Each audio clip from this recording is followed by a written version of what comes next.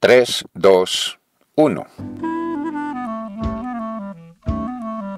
Sean bienvenidos a este sitio en el que la pregunta les abre la puerta. Se llama La Puerta de la Calle, canal de podcast de Luis Alirio Calle en Spotify y en YouTube. Uno nuevo cada jueves, pero todos permanecen ahí. Hablo de la familia desde el podcast anterior porque me parece que vale insistir en aspectos en los que sería necesario cavar y recavar, y ante los que deberíamos tener el esclarecimiento para cambiar, aún sabiendo que es utopía. Para eso sería necesario estrujar con fuerza a una mentalidad amaestrada por mitos, prejuicios, sofismas.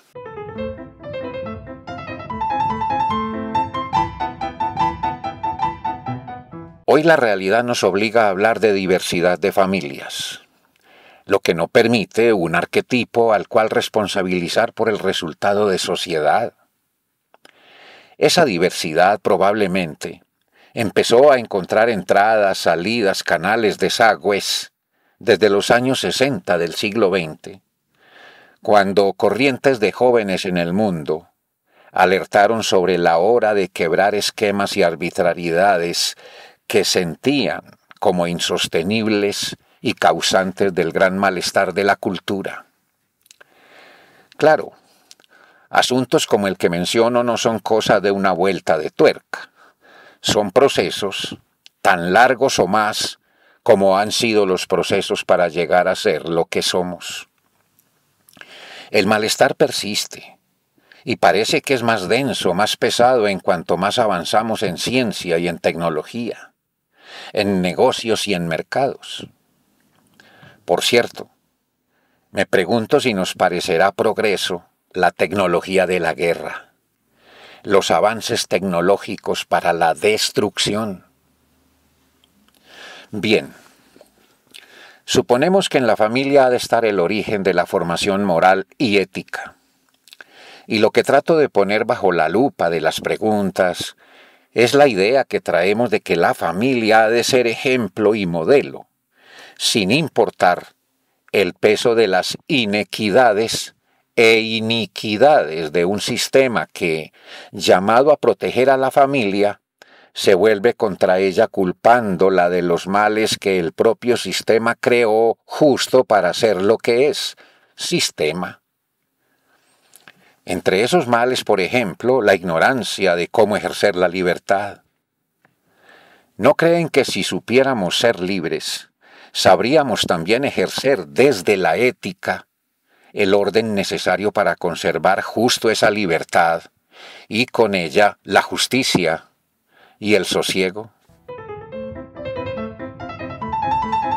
Pensemos en otro de esos males, la violencia, que desata a otros que dan la vuelta como un boomerang y regresan convertidos en más violencia, en casos con efectos irreparables, como el rencor perpetuo entre hermanos y aún entre padres e hijos. Técnicamente hablamos de disfuncionalidad de la familia, y la violencia ocurrida en la intimidad de la casa es llamada también técnicamente violencia intrafamiliar.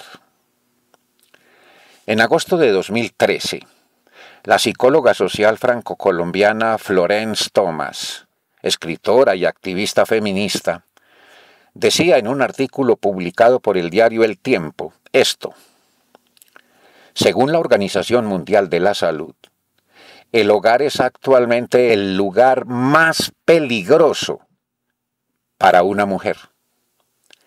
La violencia sexual en el interior de la familia representa aproximadamente un 85% de los casos de violencias contra las mujeres, y los victimarios son, en la mayoría de los casos, los hombres. Florence Thomas comentó esto hace 10 años, y la cantidad de denuncias de violencia contra las mujeres cometida por sus propias parejas no nos dice que tales agresiones hayan disminuido. La Procuraduría General de la Nación reveló el año pasado, 2023, que durante 2022 3 mujeres por hora fueron víctimas de violencia intrafamiliar en Colombia. 128 cada día y 47.000 durante todo el año. Cabe preguntar, ¿por qué sucede eso justo en el seno de una estructura considerada el nido del amor? ¿Por qué, si la promesa hecha con todo el corazón ante el altar de Dios o ante el estrado del juez fue la de fundar la felicidad mediante el respeto, la comprensión y desde luego la protección? Somos unos miserables inadaptados. ¿Todo es mera farsa? Bueno, hemos podido ir al jardín infantil, a la escuela, al colegio, a la universidad. ¿No es así?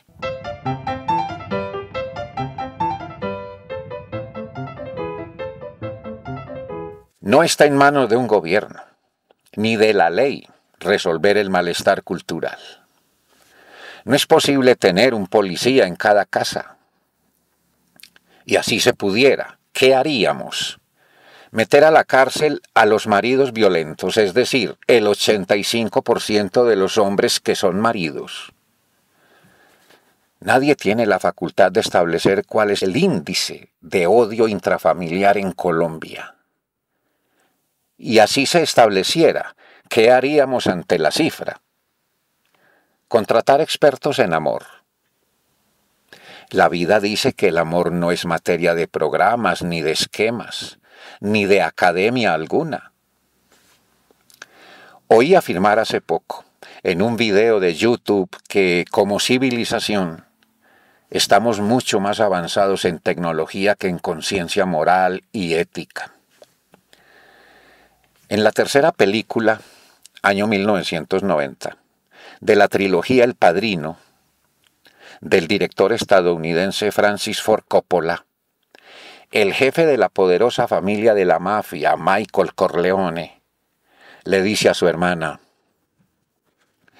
Connie, toda mi vida intenté subir en la sociedad, buscando que todo lo que estuviera arriba fuera legal, honesto. Pero mientras más subo, más maldad encuentro. Este padrino es el mismo personaje que dio la orden de matar a su hermano Fredo porque el orgullo herido y el ego expuesto le dijeron que no podían permitirle, ni siquiera a su hermano, perdonar. Mejor dicho, a su hermano mucho menos. Si el perdón, además de precepto religioso, es virtud aprendida en el seno de la familia, ¿qué fortaleza tiene tal enseñanza? ¿Cuál es el poder de ese seno familiar ante la imposibilidad de los egos heridos de perdonar en muchas familias a sus propios hermanos? ¿Por qué los odios incubados en familia suelen ser más verticales, inflexibles e incluso letales que los que no tienen tal origen? ¿Por qué el amor termina convertido en odio? Y en tantos casos con la consecuencia de violencia y tras esta la tragedia. Es culpa del matrimonio. Se vinagró el amor. No se deberá, en gran parte, al hecho cultural de someter la unión de una pareja a conceptos inapropiadamente asumidos y en consecuencia perniciosos. Me refiero a las nociones de fidelidad, propiedad, marido, esposa, vivir juntos, sexualidad como yugo, el amor mismo asumido como condición. ¿Tuvimos claros en el seno de nuestras familias esos conceptos? Si tuvimos claridad, ¿qué claridad fue esa? Una vez más pido disculpas, porque no me mueve ningún afán pretencioso de sentar cátedra ni la idea pedante de tener la razón, mucho menos la pretensión mesiánica y por tanto estúpida de resolver el malestar cultural propio de la familia. Tengo para mí que somos juguetes de otro mito aquí, el de la familia como modelo de sociedad. Piensa uno en esto y siente que, en general, la mentalidad familiar nuestra choca, en casos escandalosamente, con la realidad. Mucha de esa mentalidad está anclada a tradiciones y convenciones del pasado sin posibilidad hoy del sano encuentro con nuevas costumbres, actitudes y comportamientos, incluso creencias que suelen llegar con los nuevos tiempos, intervenidos en gran medida por los avances tecnológicos, el auge de redes de información, conexiones y vínculos jamás sospechados, por una mentalidad que para los adultos de hoy apenas fue ayer tarde, pero para la tecnología es antigua y obsoleta, incompatible.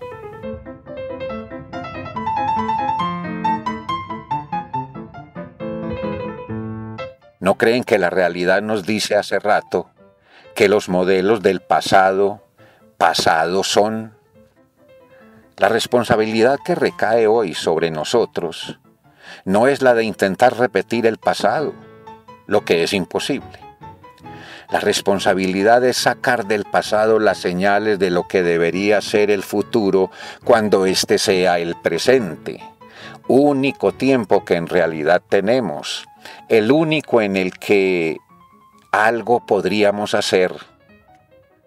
Solo el presente, hoy, porque en el pasado estuvimos. En el futuro no estaremos.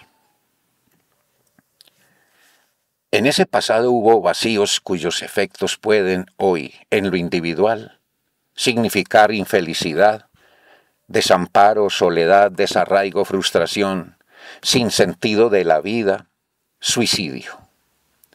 En lo social, los efectos tienen nombres como corrupción, violencia, indiferencia, egoísmo, fanatismo, discriminación, y conceptos nuevos como globalismo, que ignora el significado de persona, anula su valor. ¿No creen que la presión de la cultura suele ser mayor que la fuerza del amor? O peor aún, causa de que el amor se quede sin su fuerza. El amor no responde a la cultura, más bien se disfraza, o más preciso, lo disfrazamos. El escritor argentino Jorge Luis Borges dijo que la ética es algo que tal vez desapareció de la sociedad, pero advirtió que entonces es preciso inventarla otra vez.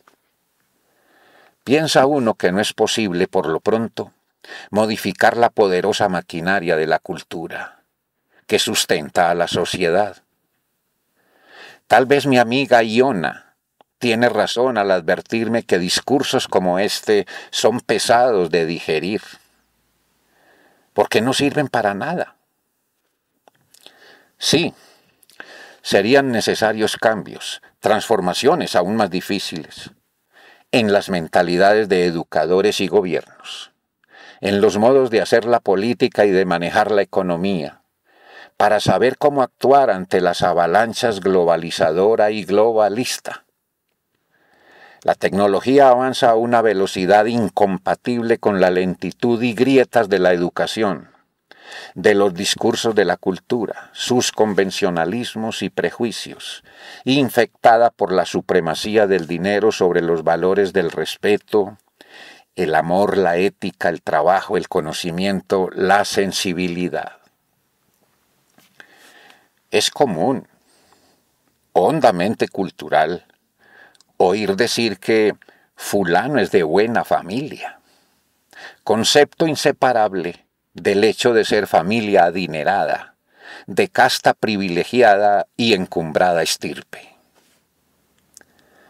Siente uno la realidad diciendo que necesitamos educación, pero no la que hemos tenido y tenemos ahora, sino otra educación para la que es preciso contar con mentes esclarecidas y buenos recursos. Probablemente el problema está en que, bajo la tenaza de los esquemas que nos dominan, No sabemos o no queremos formar ni buscar las mentes esclarecidas, mientras los recursos son devorados por la guerra y las mafias, y por los bolsillos de la corrupción. Parece que basta detenerse unos instantes para ver que el horizonte es la inseguridad, las amenazas de guerra y de la guerra, la polución de algoritmos tecnológicos detrás de los que la educación camina con bastón. Tal vez por todo esto, en buena parte, el español Fernando Savater advierte que la ética no puede esperar a la política. Ahora, creo que la educación no puede ser medida con los mismos indicadores de la economía. La vida, la realidad, la verdad, le dicen a uno que un país no es más educado porque tenga más médicos, más ingenieros, más economistas, más escritores, más tecnólogos. Algo de la vida misma parece hacer sentir que un país es más educado si la seguridad está entre la gente misma. Depende de la gente, es creada por la gente.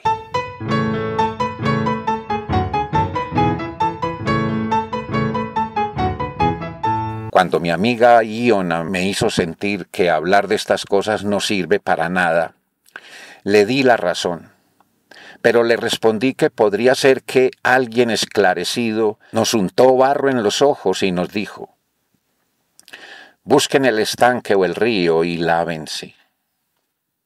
No lo hemos hecho, quizás porque no oímos lo que el sabio dijo, porque no quisimos oír, o porque nos gusta tener barro en los ojos. Quizás esté en los maestros la posibilidad. Se ha advertido siempre que la educación fundada tanto en la verdad como en el amor no está en este o aquel modelo educativo, sino en los maestros, pues se nace maestro como artista se nace. La sensibilidad y el conocimiento hacen a los grandes artistas. Y sobre todo, tienen la potestad de hacer a los grandes maestros. Un indio boliviano, pensando en su hija aún sin nacer, decía esto: si la maestra mirara por un instante con amor a sus alumnos, todo sería diferente.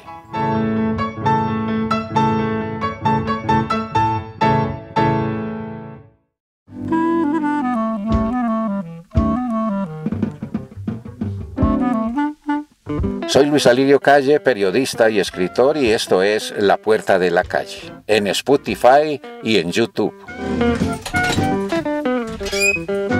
Un me gusta puede ayudar, y todo comentario abre más puertas. Estén bien, y que no se nos conviertan en pesadillas los sueños.